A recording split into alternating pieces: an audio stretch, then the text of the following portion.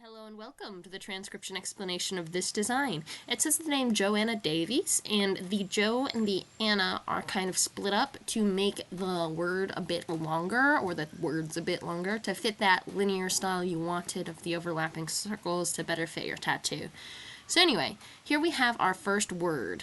And this is the first word unraveled. And you read the script starting at the bottom and you go counterclockwise like a time traveler going back in time.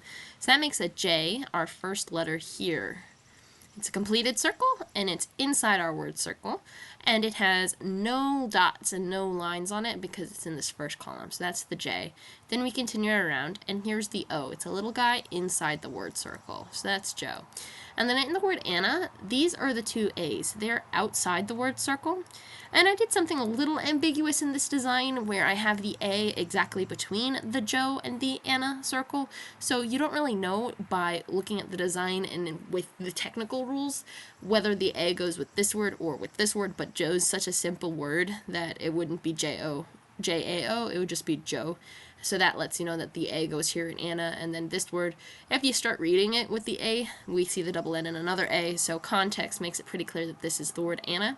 And then last but not least, we have the word Davies. So a D has 3 dots and is a deep divot.